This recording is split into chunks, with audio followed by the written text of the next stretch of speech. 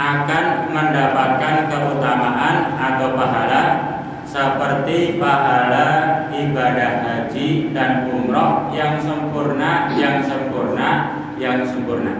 Maka alhamdulillah ini kita bisa merutinkan, walaupun hanya berapa kali, mungkin sudah 6 kali. Dan secara pribadi saya sendiri juga ini alhamdulillah, kalau semasa muda hampir kurang lebih 10 tahun tiap pagi habis subuh sampai jam 6 itu rutin. Ya kalau hanya 1-2 kali halangan ada. Hampir 10 tahun sampai nikahnya saya. Nikah pindah di Cirebon sudah nggak pernah ikut. Nah ini alhamdulillah ada kegiatan ke Solo, ya alhamdulillah masih datang. Kalau dulu masih ada ratusan orang, sekarang itu alhamdulillah setiap bulan 2 kali mampir, itu hampir ribuan jamaah. Kalau ibarat alun-alun Plumbon untuk parkir motor nggak cukup. Oh, nggak ikut begini tuh ya? Yang seperti ini setiap hari, bukan sebulan sekali, setiap hari, ya setiap hari.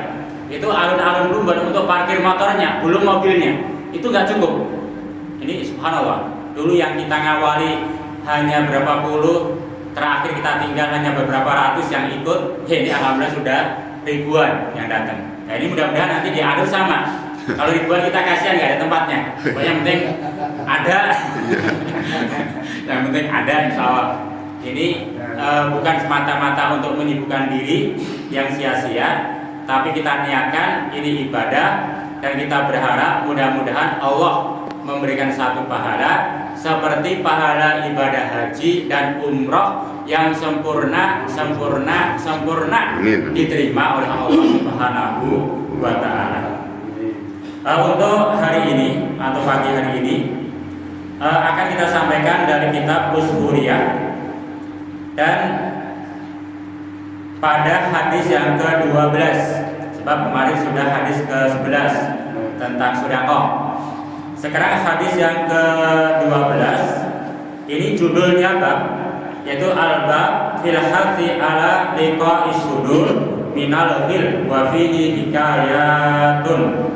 Yaitu bab tentang bahwa hati seseorang itu rentan dengan terisi namanya ghil. Maka rentan di sini bukan berarti disuruh, bukan. Tapi seorang muslim adalah selalu berusaha membersihkan hatinya dari sifat ghilun. Dan di sini nanti ada beberapa riwayat dan itu merupakan hikayat, cerita-cerita yang sahih insyaallah. Tentang ghil. Kalau dalam satu doa sering dibacakan di sini, Rabbana ighfir lana wa li ikhwanina alladziina sabaquna bil iman wa la taj'al fi qulubina ghillan. Nah, di situ namanya ghil. Jadi ya Allah, ampunilah dosa-dosa kami dan orang-orang yang sudah mendahului kami, wa la taj'al fi qulubina, dan jangan Engkau jadikan ya Allah di dalam hati kami ini ada ghil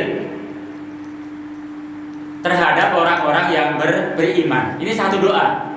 Selalu meminta ampun kepada Allah, meminta maaf kepada Allah. Di samping itu bukan hanya minta maaf, jangan sampai ada ghil dalam hati. Lah apa yang dimaksud dengan ghil? Kalimat ghil, ghain dan lam dalam bahasa Arab ini oleh para ahli bahasa termasuk lafaz al-mutaradif, yaitu kata yang memiliki makna yang banyak.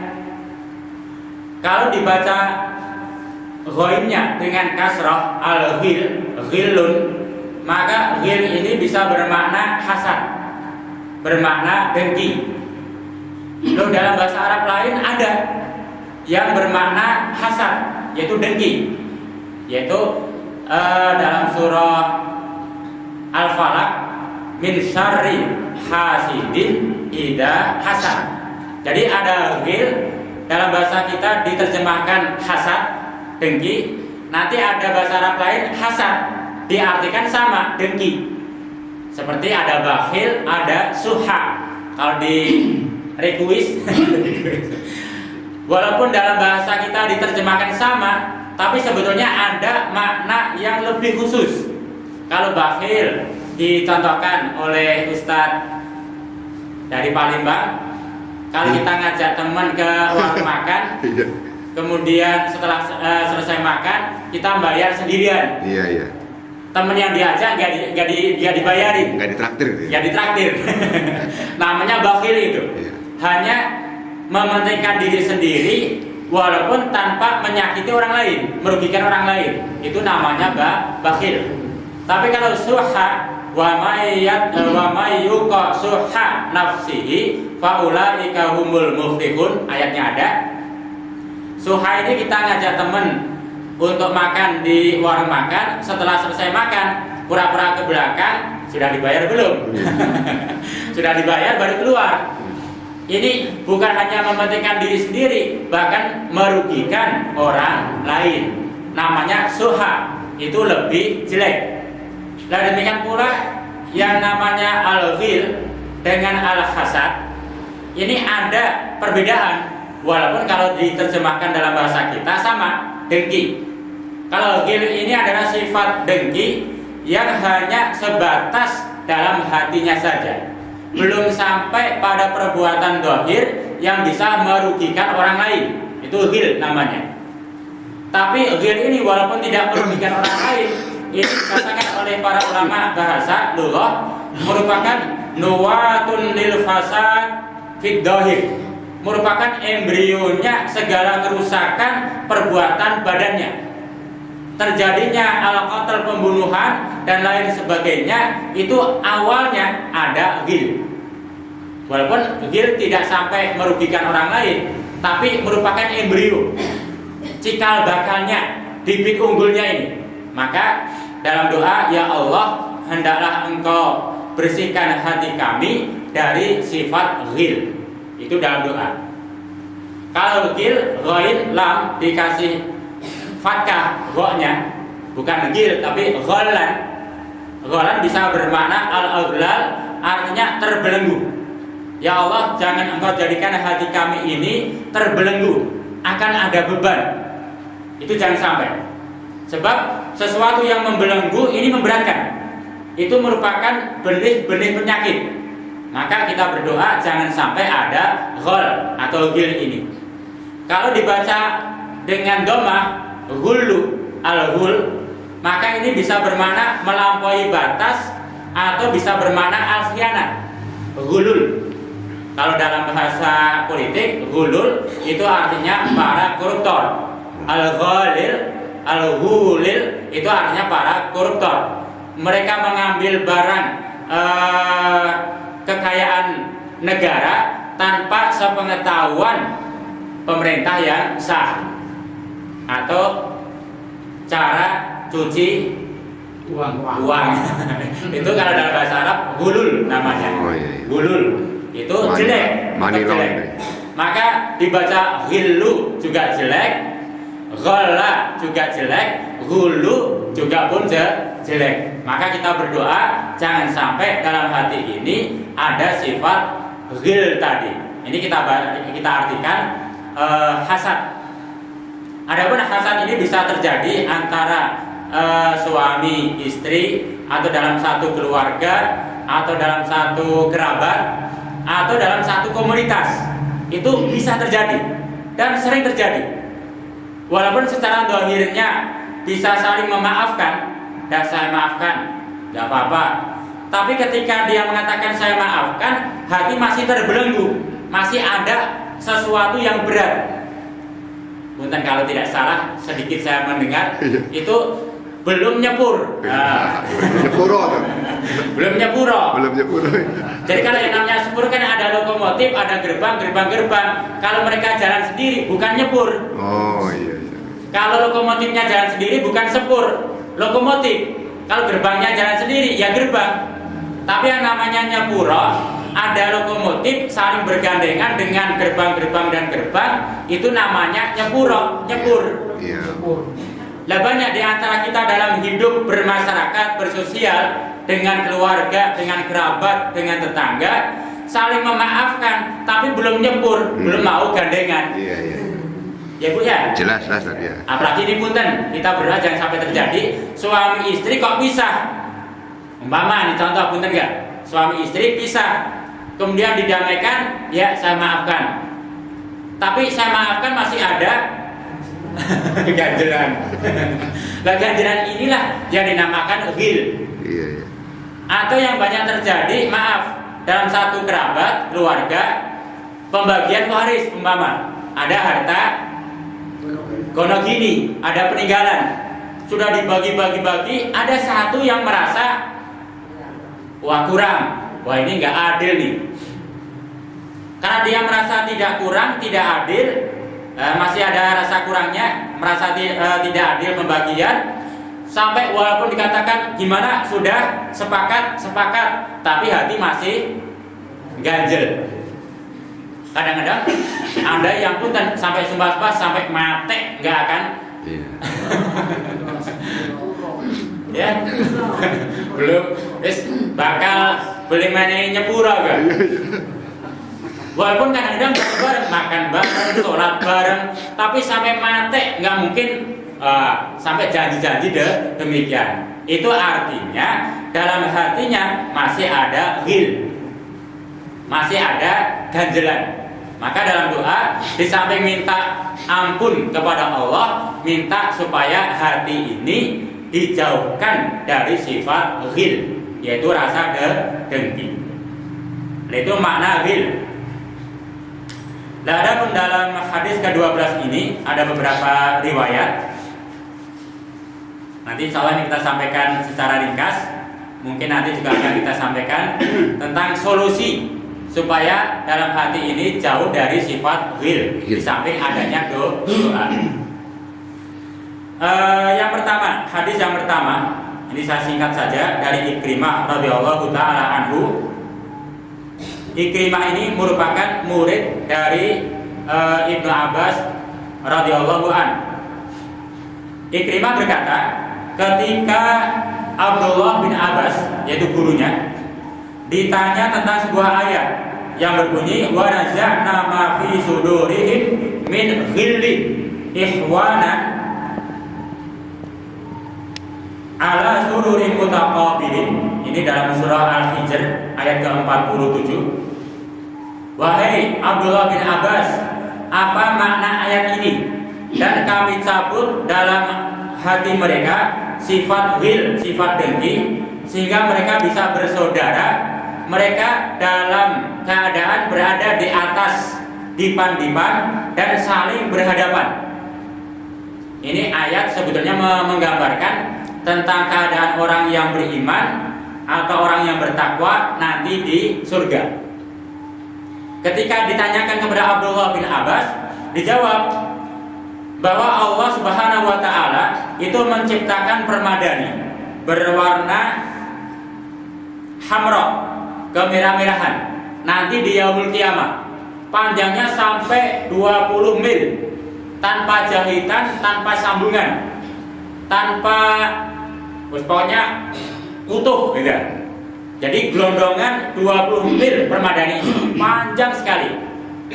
Kemudian Allah pun menciptakan permadani berwarna yang lain, disebutkan di sini adalah safra, kekuning-kuningan, sama 20 mil.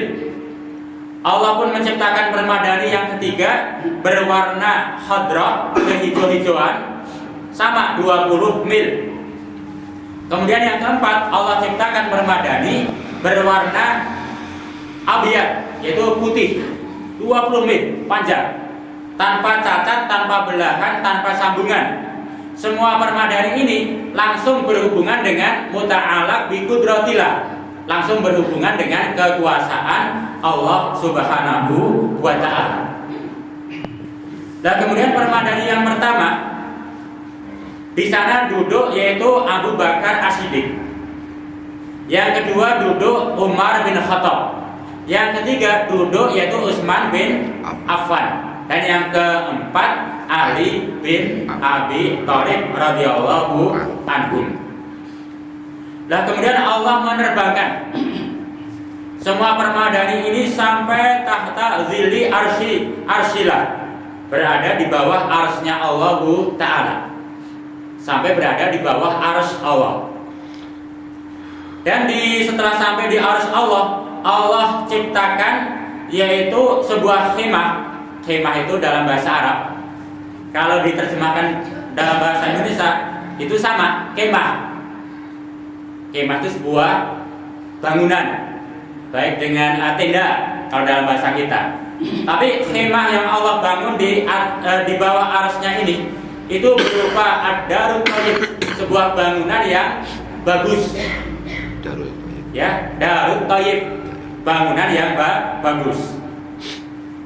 Tidak dijelaskan berapa luasnya, tapi diterangkan oleh Rasul, oleh Ibnu Abbas, tentunya Ibnu Abbas dari Rasul. Lau jama'at ahlus samawati wal ardi sab'a wa kullama fihima min khalqillahi ta'ala lakanat fi zawayatin min zawaya tilkad dar atau tilkal khimah. Kalau misalkan semua penduduk bumi, dari bumi 1 sampai bumi 7, dan semua penduduk langit dari langit 1 sampai langit 7, dan semua makhluk yang ada di antara keduanya, semua dikumpulkan jadi satu, kemudian dimasukkan atau disuruh masuk ke khemah itu baru menempati di pojok-pojok khemah. Sementara Abu Bakar, Umar, Utsman dan Ali yang berada di atas permadani itu ada di tengah-tengah. Itu semua makhluk, bukan hanya manusia. Kalau ditaruh manusia dari pertama sampai akhir, kemudian ditaruh di khemah itu baru pojoknya aja. Baru pojoknya saja. Kayak kita lah segini aja. Itu ibarat sebuah bangunan baru pojoknya. Itu semua makhluk langit bumi kalau ditaruh hanya di pojok saja. Itu berapa luasnya ini, subhanallah. Lah Abu Bakar, para sahabat yang 4 ada di tengah di atas permadani. Itu kata Abdullah bin Abbas, mereka berempat itu yasqauna, itu memberikan minuman kepada semua makhluk itu. Memberikan minuman, kemudian duduk berhadap-hadapan, minum bareng-bareng, ngobrol bareng-bareng. Kenapa hal itu digambarkan? Itu menunjukkan hilangnya rasa ghil dalam hati mereka nanti di akhirat. Mereka duduk bareng-bareng, saling berhadapan, minum bareng-bareng, yang pengen ngopi, yang ngeteh. Dan pokoknya lepas hati ini dari sifat-sifat penyakit hati. Sekecil apapun ganjaran hati, lepas semua, tidak ada. Itu subhanallah, nikmatnya dalam bersaudara. Nah, itu menggambarkan demikian. Itu perbuatan orang-orang yang muttaqin ketika mereka masuk ke surga. Nah, apakah nanti ini hanya untuk mereka di surga? Itu alangkah baiknya setiap hamba Allah di alam dunia ini pun sama, berusaha menghilangkan hatinya, baik dengan keluarga, dengan kerabat, ataupun dengan sesama, hilangkan semua ganjaran hati, duduk bareng-bareng, berhadap-hadapan, ngopi bareng. Wah, itu nikmat itu. Sip. Nah, mungkin sekali-kali nggak apa-apa, pada maghrib terus nggak ngaji, ngopi bareng-bareng. Iya. Ngobrol dengan apa ngobrol. Wah, itu nikmatnya minta ampun itu. Iya. Itu menggambarkan kepersaudaraan yang kuat di kalangan kaum muslimin. Yaitu hadis yang pertama, yaitu gambaran persaudaraan yang erat, hati bisa lepas dari segala sesuatu kalau duduk bersama, ngopi bersama, minum bersama, ngobrol bersama, sudah pokoknya lepas pikiran. Ada pereratan ukhuwah Islamiyah. Itu gambaran sifat muttaqin, yaitu orang-orang yang bertakwa. Yaitu hadis yang pertama menggambarkan tentang keutamaan orang yang bersaudara seiman seagama, yang masing-masing berusaha membersihkan jiwa, tidak ada rasa ghil atau ganjaran. Nanti insya Allah mereka pun akan masuk ke dalam surga dalam keadaan yang sama. mereka kumpul bareng, kemudian ngobrol bareng, minum bareng, Iya. ngopi bareng. Ya, kayak malam Jumat lah. Itu subhanallah itu. Kalau ini yang saya tahu, ini secara realita itu hanya satu masjid untuk di daerah Cirebon sini, yaitu di masjid desa atau masjid besar Losari. Jadi masjid besar Losari, insya Allah setiap saya mampir pada maghrib itu habis maghrib selesai sholat sunnah, Iya. yang sholat sunnah nanti ada kemitnya. Iya, iya. Ada yang nunggu masjid itu sudah masak air sebelum maghrib. Selesai salam, selesai doa, kemit masuk ke tempat dapurnya, langsung disiapkan di teras masjid. Ada kopinya, ada susunya, ada tehnya. Wah, mantap. Teh yang sudah dibikin ya ada. Kalau susu tinggal Cuk. minta susu lah, campur kopi lah baru dibikinkan. Kalau bikin sendiri ya boleh, ngobrol bareng itu bagus. Hanya sayangnya jarang ngaji. Oh, iya. Saya tanya, Pak, ini tiap hari Pak begini? Iya, ngaji boleh. Ya boleh. Nggak pernah karuan Tapi ya. kan ngaji dulu, subhanallah. Ngaji, nanti terus ngopi bareng, nyusi bareng, subhanallah itu. Itu pahala ngaji dapat, pahala kopi dapat. Itu Amin. bagus. Iya. Itu yang saya tahu di Losari. Yang lain belum pernah ada.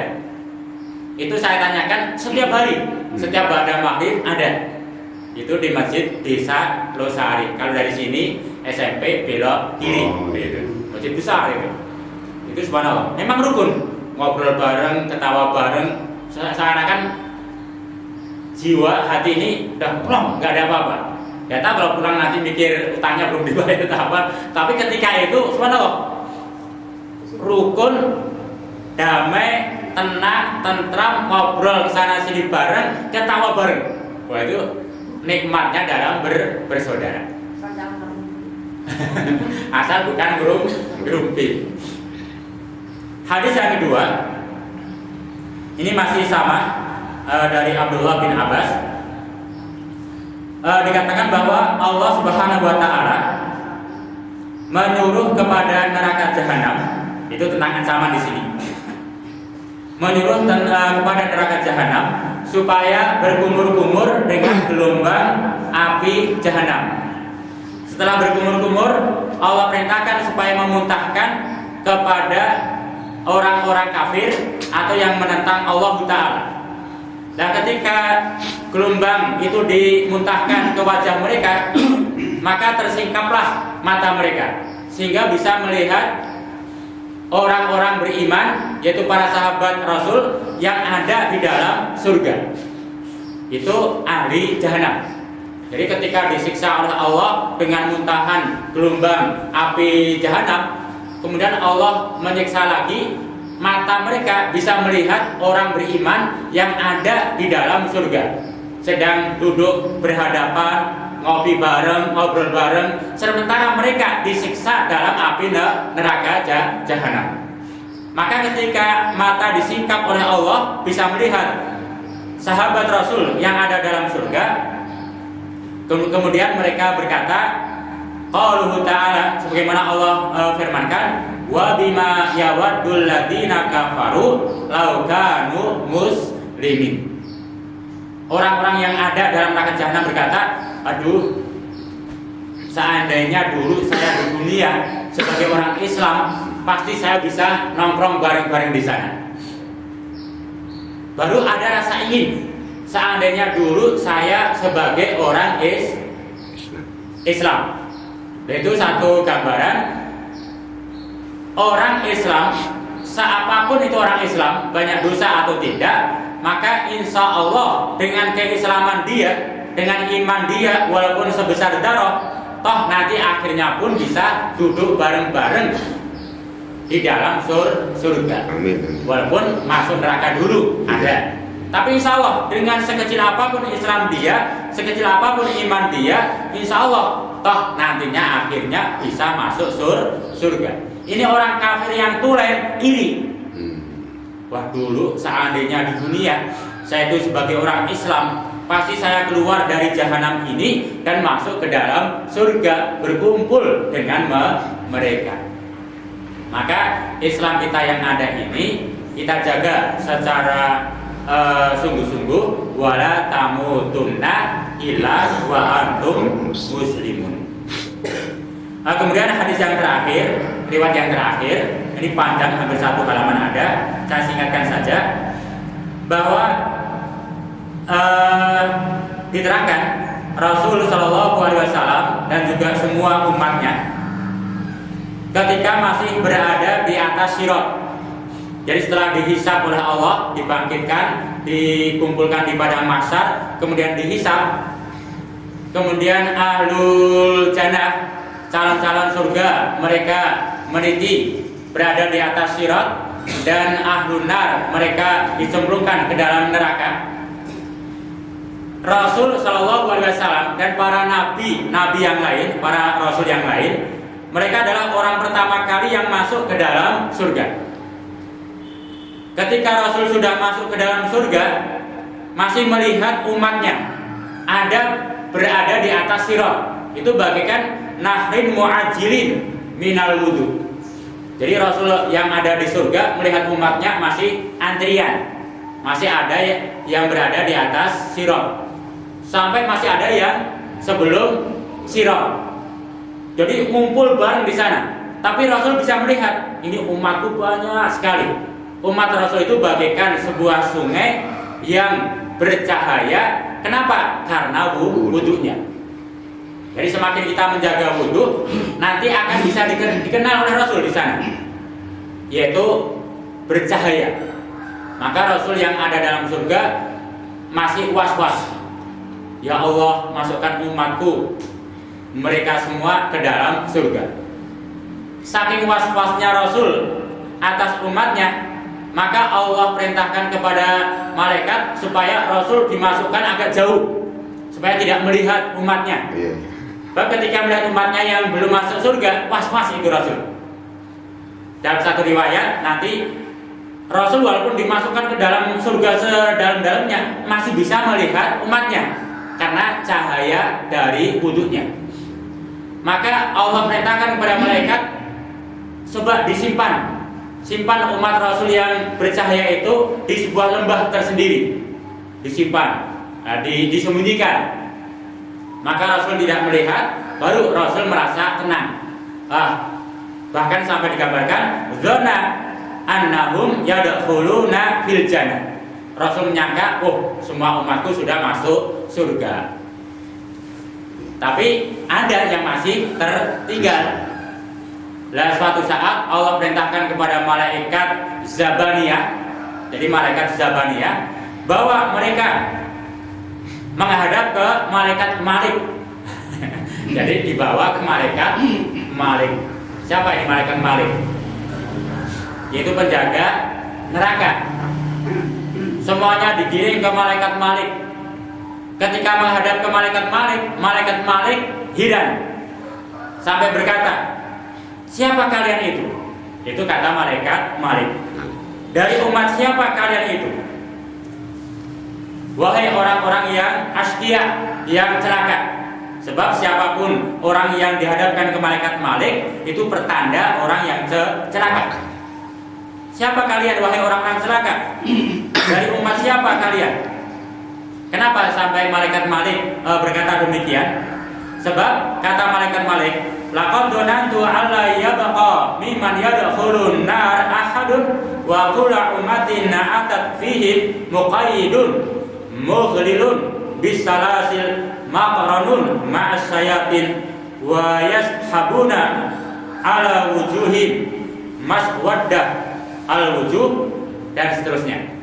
Sebab orang yang dibawa ke hadapan saya akan dimasukkan dalam neraka, biasanya kakinya terbelenggu, tangannya terantai, kemudian dia didampingi oleh setan-setannya, wajahnya dalam keadaan hitam pekat, dan ia dalam keadaan buta. Itu hampir semua yang dihadapkan ke malaikat Malik seperti itu. Sementara malaikat Malik melihat umat ini, kakinya tidak terbelenggu, tangannya tidak terantai, kemudian wajahnya pun berseri-seri, bersinar, tidak hitam, dan matanya pun bisa melihat. Dia berjalan dengan kakinya. Maka malaikat Malik berkata, siapa kalian, wahai orang yang celaka? Kemudian umat Rasul ini, ya malaikat Malik, jangan bertanya seperti itu. Nastahi an nukhbiruka, aku malu akan mengabarkan kepada engkau ya malaikat Malik. Kemudian ditanya, siapa engkau? Ini tidak seperti biasa ini kalian datang ini. Siapa engkau? Kemudian dia menyampaikan, kami ini orang-orang yang biasa membaca Al-Quran, kami orang biasa sholat, puasa di bulan Ramadan, kami adalah para haji, kami orang yang biasa perang fisabilillah, kami biasa menunaikan zakat, kami biasa memuliakan anak yatim, kami biasa mandi junub, kami biasa sholat 5 waktu dan seterusnya. Tapi kenapa kalian dibawa ke saya dan akan digiring ke dalam api neraka? Sebelum bertanya dan mereka sebelum menjawab, ada suara, ya Malik, bawa mereka ke pintu paling atas dari jahanam. Sampai baru ditanya belum dijawab, ada seruan dari atas. Malaikat Malik dengar, kemudian bertanya, wahai al-asqiya, orang-orang yang akan celaka, dengarkah kalian suara tadi? Pahamkah kalian dengan suara tadi? Iya, malaikat Malik, saya dengar, saya paham. Berarti saya disuruh untuk mengiring kalian ke neraka jahanam dan di pintu yang paling atas. Mau digiring umat Rasul ini, ya malaikat Malik, izinkan saya sejenak saja untuk merenungi nasib saya. Saya akan menangis hari ini. Ya tidak bisa, kata malaikat Malik. Saya diperintahkan, harus saya laksanakan. Kemudian ada suara dari atas, ya Malik, biarkan mereka merenungi nasib mereka sendiri. Biarkan mereka menangis dan golongkan mereka, pisah-pisah mereka. Yang haji ada sendiri, ngumpul sendiri. Yang sholat ngumpul sendiri. Yang suka ini, mereka dikelompok-kelompokkan. Mereka masing-masing menangis atas apa yang telah mereka perbuat. Mereka ini itu, yang pada dasarnya hati mereka belum bersih. Nangis. Mereka nangisi nasib mereka sampai mereka sudah saatnya mau dibawa, masih minta lagi. Sejenak, ya malaikat Malik, izinkan saya sebentar saja, sesaat saja. Saya akan menangisi, meratapi apa yang telah saya lakukan. Saya memang ahli Quran, ahli ibadah, ahli ini dan sebagainya, tapi memang hati saya selalu terisi dengan kedengkian. Maka saya akan meratapi ini, saya akan menangisi ini. Ketika ada suara lagi, biarkan yang Malik, dia meratapi kembali. Saatan, sejenak saja. Kemudian dalam meratapnya, yaqulun, mereka berkata, bagaimana ini yang akan masuk neraka tadi? Di samping menangis, dia berkata dalam dirinya, kaifa nasbiru 'alan nar? Bagaimana saya bisa sabar masuk ke dalam api neraka? Walam nakun nasbiru 'ala haris syamsi. Sementara di dunia saya nggak sabar menahan panasnya matahari. Masjid ada AC, ada kipas saja nggak sabar, masih gerah. Apalagi nahan panasnya neraka. Mana mungkin saya sabar nahan panasnya neraka? Fakaifa nasbiru 'ala libasit taqran wa na'tadna lailus syab. Bagaimana mungkin saya akan sabar dengan pakaian yang terbuat dari tir besi. Kenapa tir? Besi yang dilelehkan. Nanti pakaian ahli neraka adalah besi yang dilelehkan. Mana mungkin saya akan bisa sabar dengan pakaian besi yang dilelehkan. Sementara dengan batik yang bagus saja saya nggak sabar, masih panas. Ya, di dunia masih panas walaupun batik bagus tuh. Masih panas. Loh, apalagi nanti neraka jahanam, batiknya dari tir. Baja yang dilelehkan kemudian dipakaikan untuk baju. Alhamdulillah. Mana mungkin kami sabar? Dan seterusnya. Mana mungkin akan kami sabar bisa makan dari makanan zakum dan minuman dari minuman hamim. Jadi zakum itu buah neraka jahanam yang bentuknya bagaikan duri-duri, seperti durian tapi masih tajam lagi. Itu makanan ahli neraka. Dan hamim itu nanah yang mendidih. Mana mungkin saya bisa sabar masuk neraka? Yang di dalam neraka makanannya adalah buah berduri, minumannya adalah nanah yang matang. Mana mungkin kami sabar hari itu? Di dunia ngaji, dikasih kopi, dikasih ini, masih nggak sabar kok. Terus dia nangis. Akhirnya dia dikirim masuk neraka dengan sebab dia nangis lalu meratapi. Kemudian ahli neraka yang lain, orang kafir, melihat, lah itu dulu juga orang Islam. Sampai bisa berkata-kata, sebab dalam satu neraka. Gerombolan orang kafir berkata, loh, bukankah kalian itu orang Islam? Dulu kalian sholat, rajin ke masjid, rajin ini, tapi mengapa kalian juga masuk neraka? Masih mending saya nggak sholat, nggak ini, masuk neraka wajar. Dia kafir kayak gambarnya.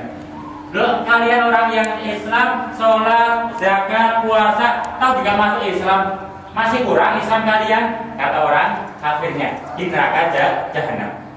Maka kata si orang Islam yang ada dalam neraka, memang saya dulu orang Islam ini dan ini, tapi saya punya ghil dalam hati saya. Hati ini selalu dengki. Ada orang berbuat baik, hatinya dengki. Paling-paling berbuat baiknya untuk ini. Ada dengkinya.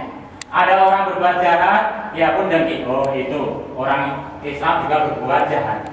Kalau isinya dengki, orang berbuat baik dia jelek, orang berbuat jahat nggak apa lagi. Kenapa? Karena ada dengkinya.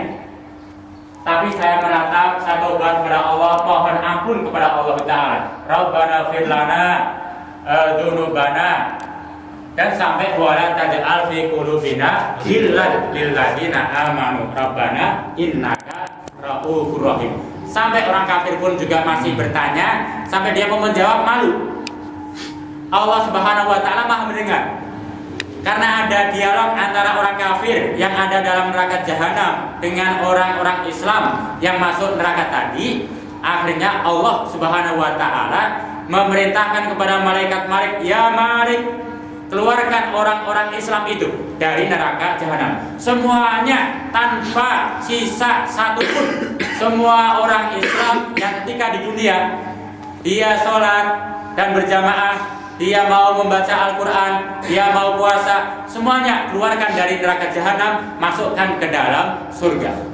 Maka semuanya kemudian dimasukkan ke dalam surga. Tidak tersisa dalam neraka jahanam kecuali orang-orang yang memang kafir, tidak memiliki keislaman sedikit pun.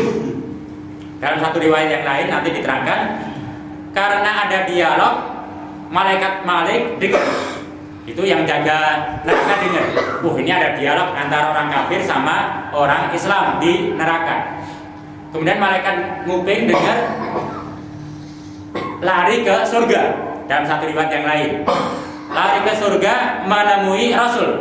Berkata, ya Rasul, tidakkah engkau kasihan pada umatmu yang ada dalam neraka jahanam? Loh, ada toh? Kata Rasul, masih ada umatku yang ada di dalam neraka, masih ada. Lagi terjadi dialog di sana, diejek-ejek sama orang kafir di neraka jahanam. Kemudian Rasul bergegas naik buruk langsung ke neraka jahanam. Ketika sampai di pintu neraka jahanam, menyuruh kepada malaikat Malik, ya Malik, keluarkan umatku semuanya dan bawa masuk ke dalam surga. Kata malaikat Malik, ya Rasulullah, aku tidak memiliki hak seperti itu, kecuali aku diperintahkan oleh Tuhanku, yaitu Allah Subhanahu wa ta'ala. Kemudian Rasul naik ke atas arsy menghadap Allah, meminta, ya Allah, umatku, ya Allah, kasihan umatku, masih ada yang tertinggal dalam api neraka jahanam. Maka karena Rasul meminta, ya sekarang ya Rasul, ya Muhammad, datang engkau ke neraka jahanam, hadapi Malik dan perintahkan Malik atas dasar perintahku agar dikeluarkan semua umatmu dari neraka jahanam dan bawa masuk ke dalam surga. Ini atas syafaat Rasul. Maka Rasul datang ke malaikat Malik lagi ke neraka jahanam, meminta supaya semua umatnya itu dikeluarkan dari jahanam. Maka tidak tersisa satupun di neraka jahanam kecuali orang-orang kafir. Nah, ini memberikan gambaran semua orang Islam walaupun nanti mungkin ada yang masuk neraka, tapi insya Allah semuanya akan selamat dan masuk ke dalam surga. Maka kita jaga Islam kita, kita jaga sholat kita, ibadah-ibadah kita, dan yang terpenting jaga pula hati, jangan sampai terisi dengan kedengkian. Ghil itu coba dihilangkan. Sembari kita banyak berdoa, Rabbana la taj'al fi qulubina ghillan lil ladzina amanu. Jauhkan ya Allah dari hati kami dari sifat ghil. Di samping doa, solusi yang terbaik ini terakhir sebagai solusinya. Yang pertama, ghil ini merupakan al-zulmun fil qalb. Sifat ghil merupakan sifat kegelapan yang ada di dalam hati.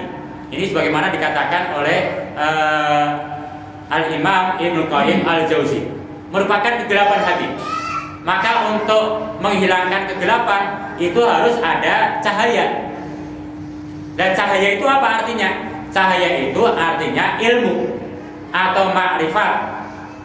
Jadi seorang muslim agar terjauh dari sifat ghil, di samping berdoa, yang kedua yaitu perbanyak ilmu, mencari ilmu-ilmu hikmah yang bersumber dari Al-Quran dan Sunnah, atau menguatkan ma'rifatnya kepada Allah Ta'ala.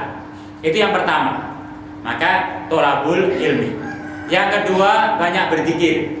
Nanti dalam surah Al-Hijr, ghil itu merupakan doyikul qalb. Jadi ghil gambaran daripada sempitnya hati, sempitnya dada. Kalau hatinya sempit, melihat apa-apa tadi, orang berbuat baik karena dasarnya hatinya sempit, licik kalau orang bahasa lain, serba salah gitu. Orang berbuat baik, penilaian dia ya salah. Berbuat jahat lah apalagi tambah salah. Kenapa? Karena doyikul qalb. Nanti dalam kitab La Tahzan Innallaha Ma'ana oleh Dr. Sa'id Al-Qarni itu digambarkan karena hati yang sempit inilah sifat ghil ada. Maka untuk membersihkan, banyak bertasbih kepada Allah, banyak berzikir artinya. Yang kedua, banyak bersujud kepada Allah. Dan yang ketiga, menjadikan ikhlas dalam kehidupan. Semua aktivitas hidup ini dijadikan ikhlas untuk ibadah kepada Allah Ta'ala. Itu insya Allah sebagai solusi. Jadi satu, banyak berdoa. Yang kedua, bertolabul ilmi, mencari ilmu. Yang ketiga, banyak berzikir. Yang keempat, banyak sholat menghadap Allah. Yang kelima, menjadikan semua kegiatan hidup ini atau apa yang terjadi di dunia ini sebagai amal ibadah. Contoh, misalkan dalam satu keluarga pembagian waris kita masih merasa kurang umpama.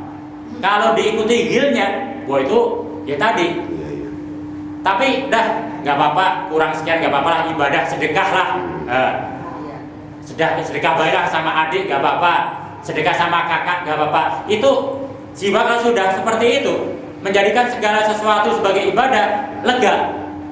Wes anggap aja sedekah, wes. Tenang. Tapi kalau diingat terus, kurang 100 perak kemarin tuh, bagi 100 perak diungkit-ungkit sampai beli.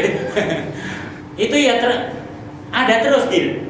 Maka segala sesuatu jadikan sebagai amal ibadah. Yang baik ya jadikan amal ibadah, kebaikan. Kalau ada sesuatu yang musibah, menyakiti, anggap saja itu sedekah. Itu insya Allah hilang rasa ghil dalam hati. Nah, itu yang bisa kita sampaikan hari ini. Mudah-mudahan bisa bermanfaat untuk kehidupan kita, baik di dunia maupun kelak di akhirat. Kurang dan lebihnya mohon maaf. Akhirnya, assalamualaikum warahmatullahi wabarakatuh. Pertanyaan tadi. Mungkin ada pertanyaan atau tambahan, silakan. Dari Ustaz. Assalamualaikum warahmatullahi wabarakatuh. untuk terbit hari ini itu 5.55 ini berarti sudah terbit, Sudah Pak. terbit. Ya, tinggal Dan duha 5 masuk menit. itu 6.10. Iya. Jadi karena bedanya 15 menit. Jadi 6.10 kita sudah bisa duha. Pertama. Kedua, ini tadi tentang doa yang Rabbana ighfir lana wa li ikhwanina alladziina sabaquna bil iman. Itu kalau saya dihubungkan dengan doa setelah ke orang tua gitu. Kan ke sana gitu. Biasa satu gitu. Lalu doa itu pun saya pakai kalau nyolatin jenazah yang rakaat keempat itu. Ya kan? Allahumma la tahrimna ajri. Setelah itu lalu ditambah itu. Jadi ternyata doa itu bukan hanya untuk almarhum almarhumah, lalu bukan lagi seperti tadi untuk sholat rakaat yang keempat. Ternyata yang terakhirnya itu gilnya itu mungkin ya luar biasa tadi. Jadi itu hubungannya bagaimana itu dengan itu satu. Itu yang pertama. Yang kedua mengenai tadi Ustaz itu mengenai Masjid Losari. Artinya ya sudah bagus itu ngobrol. Sebenarnya kami pun di sini dalam upaya gitu kan. Jadi antara maghrib dengan isya itu sudah ada upaya, tetapi kami ya di sini saya bagaimana ngobrolnya supaya enak. Saya angan layar tancapnya tuh. Supaya tancapnya disiarkan dan saya petik dari ustaz-ustaz yang mulai dari tingkat daerah sampai internasional itu saya punya tuh. Jadi ya dalam rangka thalabul ilmi tadi gitu. Jadi supaya sebelum ditayangkan pun saya harus tahu dulu apa isinya, apakah ini sesuai dengan kita atau tidak, lalu saya tayangkan. Kalau enggak ya enggak. Seperti dari Malaysia, dari apa, dalam rangka ya tadi. Mungkin Ustaz bisa menerangkan yang kedua ini pahala orang menunggu dari satu sholat yang lain gitu kan gitu. Kedua kan. Yang ketiga tentang tadi orang yang masuk neraka itu atau di sirat itu kelihatan bercahaya karena wudhu tadi ya, karena wudhu. Kalau saya hubungkan dengan di sini pun sebenarnya ada kan, yaitu saya minta kepada ibu-ibu yang artinya yang sanggup untuk menghafal Al-Kahfi, surat awal 10 ayat, surat akhir 10 ayat. Saya mintanya 20 ya, Pak. Tapi ibu-ibu yang 10 masih Pak aja. Jadi enggak 20. Itu kan begini maksud saya. Dengan menghafal ayat itu kan lalu paling tidak akan akrab dengan Al-Qur'an. Kalau akrab dengan Al-Quran kan sering wudhu. Jadi dengan itu rangkaian sebetulnya panjang gitu. Dengan saya meminta kepada jamaah itu menghafal itu, kalaupun mau kemana, mau jalan-jalan kemana, itu sebetulnya ini sebetulnya rangkaiannya kan panjang. Iya, dengan begitu kan kita akrab dengan Al-Quran. Lalu ya tadi dengan syaratnya kan kalau dengan menyentuh Al-Quran wudhu, punya wudhu, sehingga ya mudah-mudahan tadi kata Ustadz bahwa ini masuk dalam itu. Jadi 3 itu mohon dijelaskan sambil menunggu 6-10 tadi. Yang pertama tentang bukan yang lupa yang dicatat. Itu doa yang itu tentang saya kalau sisipkan di doa orang tua, sisipkan ke jenazah gitu. tentang doa yang tadi itu dibaca dalam waktu-waktu tertentu itu bagus. Memang itu doa dalam pengertian di samping mohon ampunan kepada Allah untuk pribadi dan orang-orang yang terdahulu yang telah mendahului, dan juga wala taj'al fi qulubina, artinya antara saya yang masih hidup yang berdoa dengan orang-orang terdahulu, mungkin bapaknya, kakeknya atau saudara kerabatnya dan lain sebagainya, atau bahkan sampai orang pertama itu sabaquna bil iman, itu dihilangkan gitu. Kenapa? Loh kan kita nggak ketemu dengan umat Nabi Adam, ya nggak ketemu, tapi berusaha minta kepada Allah dijauhkan dari sifat ghil. Kenapa?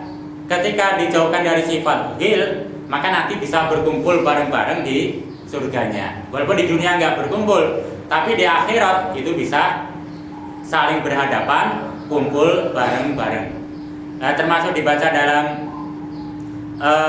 doa terakhir, takbir terakhir, memang intinya ada Allahumma la tahrimna ajrahu wa la taftina ba'dahu.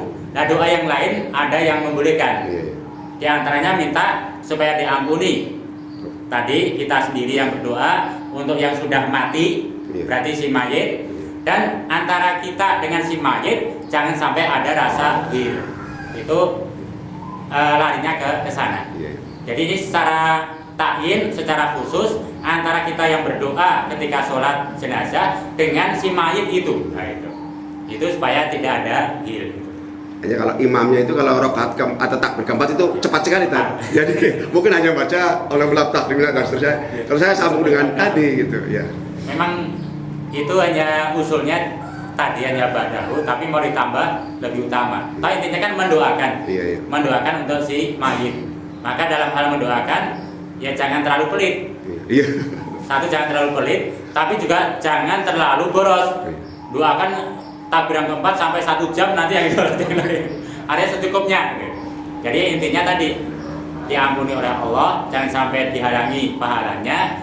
Apalagi dapat pahala tapi masih ada gil, nanti juga nggak bisa ngumpul. Itu diambilnya istimbannya ke sana. Maka jangan sampai ada gil di antara kita sama si mayit. Ini yang pertama. Itu boleh, ada yang membolehkan. Yang kedua tentang menunggu sholat, baik itu menunggu sholat yang paling bisa terlaksana itu antara maghrib dan isya. Iya, betul. Sebab kalau nunggu sholat antara subuh sampai duhur, makanya sudah repot. Iya. Atau duhur sampai asar walaupun pendek, tapi repot. Masih jam kerja istilahnya. Atau asar sampai maghrib juga lelah-lelahnya badan, itu repot. Maka kalau maghrib sampai isya ini memang memungkinkan. Walaupun intidori sholat ba'da sholat ini bisa bermakna datang ke masjid, sholat tahiyatul masjid, kemudian sholat qobliyah, nunggu sholat wajib, itu termasuk di sana intidori sholat. Tapi antara wajib dan wajib yang memungkinkan memang maghrib dan isya. Maka hal ini pahalanya seperti ribat. Ribat itu adalah penjaga keamanan yang berada di ujung paling depan. Ini pahalanya barang siapa yang ribat sehari saja, 1 jam saja, maka fa insyaallah jannah. Itu pahalanya surga, dijamin masuk surga. Hanya maghrib sampai isya request layar tancap, ya syukur-syukur ada kopi, wah ini sambil kopi kan gabungan boleh. Itu sudah dunianya enak, dijamin masuk surga. Itu subhanallah, itu pahalanya. Jadi dia sebagai ar-ribat, penjaga keamanan paling ujung, paling depan, dan dia dijamin masuk ke dalam surga. Ini ada hadisnya. Ini yang kedua, tadi 3 salah. Yang ketiga wudhu itu cahaya itu ya, artinya tentang Pak Ustadz, saya pengen tanya dulu mengenai pertanyaan Pak Haji Masuki yang kedua, untuk apa artinya memutar ya sambil dulu memutar film khotbah ya itu memang bagus, kami juga setuju. Tapi apakah begini yang saya tanyakan, saya merasa kurang itu dan tadi maaf Mas Haji kurang pasnya itu mutar filmnya tuh di dalam masjid gitu. Apakah itu memang diperbolehkan? Lalu begini, kemarin terjadi begini, sudah saatnya adzan, ya adzan, tapi di sini masih tetap mutar gitu. Tapi saya kepengennya tuh begitu Pak Ustadz. Kalau rumah kita memang bagus itu mutar-mutar film juga bagus. Saya sangat setuju sekali. Tapi kalau pada saatnya kita udah menjelang adzan, ya apakah adzan dulu lalu ininya diberhentikan sementara ataukah bagaimana itu? Pada dasarnya secara singkat, memutar film di masjid itu dibolehkan selama memang dalam rangka syiarul Islam. Kecuali kalau memutar film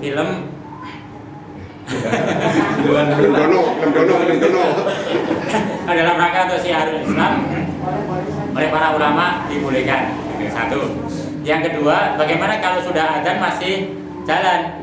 Nah, maka dalam hal ini nanti ada 2 pilihan. Kalau memang mau di stop dulu, kemudian adzan tepat waktu yang ada, itu boleh. Atau diselesaikan, kemudian adzan, hal itu boleh. Hal ini bukan hanya di sini, di Haramain, Madinah, Makkah banyak demikian. Hanya terkadang film, terkadang ceramah. Jadi kalau ada ceramah pengajian, walaupun adzan ya terus, setnya terus Iya. sampai nanti selesai, baru adzan jam 9 isanya. Iya. Itu bisa terjadi. Oh, tidak boleh. Dan di zaman Rasul pun boleh. Jadi karena ada asbab, ada sebab, yaitu dalam rangka tholabul ilmi. Iya. Ya kalau di zaman Rasul hanya tholabul ilmi. Dalam rangka hanya tholabul ilmi. Yang kedua, ketika berbicara tentang persiapan perang. Iya. Perang sangat penting sekali, sampai sudah ada Rasul nggak berhenti terus. Ini harus matang perang ini sampai sholatnya adanya ditunda. Dan ini para sahabat sudah memaklumi, itu artinya boleh. Tapi kalau memang hal itu memberatkan, ya adzan dulu, masih 5 menit setelah lagi, atau nanti lanjut nanti ya, Iya. itu nanti intern gitu, itu boleh saja. Menekankan. Jadi sebenarnya ya saya sudah baca itu hadisnya. Jadi saya lakukan itu karena sudah baca bahwa boleh. Ya, jadi sampai tengah malam boleh tak? Boleh. Saya lakukan sudah ada. Bahkan saya ngomong ke Pak Ustaz, nanti kalau tanggung itu menengah gara ada dingin, engkau dingin. Ini 10 menit nanti ibu-ibu masih mendengarkan. Ya sudahlah kalau begitu. Tapi begini tadi, barangkali ada solusi. Jadi kalaupun memang sudah terlambat adanya, tidak pakai mic, kan bagaimana tadi? Itu Pak Haji Karyani begitu. Kalau memang sudah terlambat agak jauh, karena Haji Karyani pun begitu.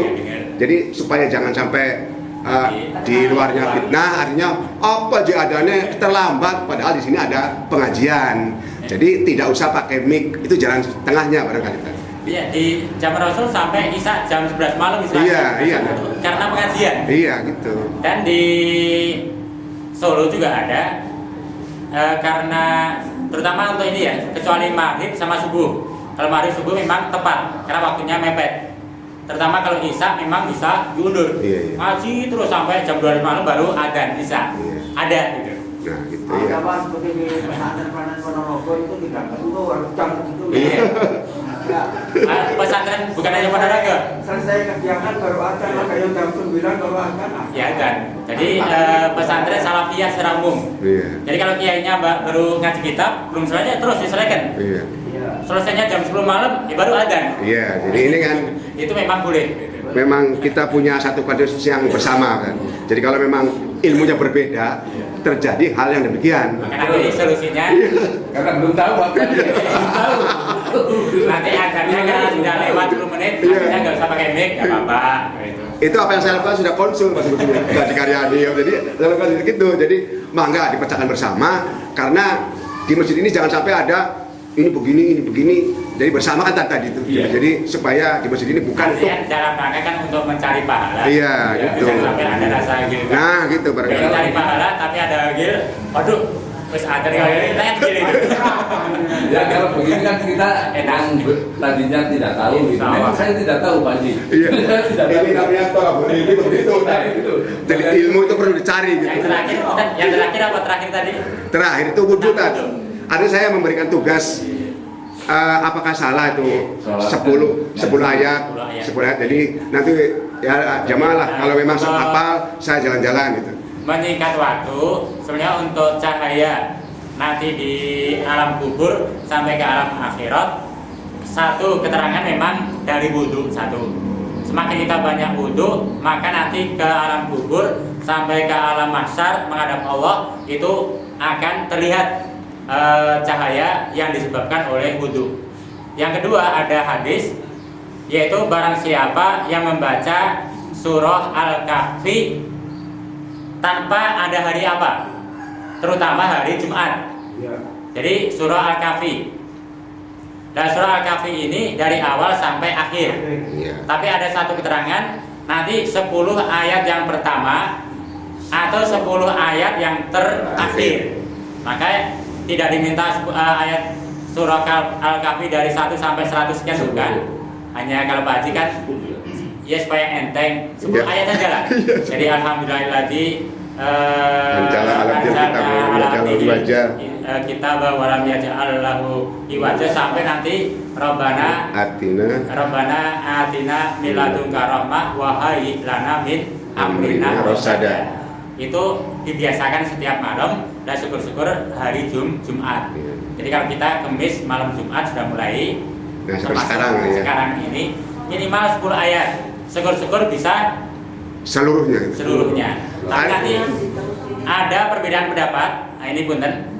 Ada yang berpendapat membaca surah Al-Kahfi itu di malam harinya. Iya. Berarti kalau malam harinya kemarin pada maghrib sampai subuh tadi, itu ada yang mengkhususkan hanya malam hari. Tapi ada yang meyakini ya Seluruh setiap Jumat. hari Jumat, Iya. dari maghrib kemarin sampai maghrib nanti. Nah, itu diisi dengan membaca surah Al-Kahfi minimal 10 ayat pertama atau minimal 10 ayat terakhir atau dua-duanya 20 ayat. Jadi kendang, istilahnya kendang, ngambil. Iya. Itu teksnya itu hanya membaca atau menghafal gitu. Yang Pada dasarnya hafadhah itu bisa diawali membaca, Iya. bisa nanti sampai menghafal. Iya, Pak. Iya, Pak. Insya Allah ada manfaat, insya Allah. Nanti akan bercahaya kelak di akhirat. Sudah, sudah. Assalamualaikum warahmatullahi wabarakatuh. Masuk.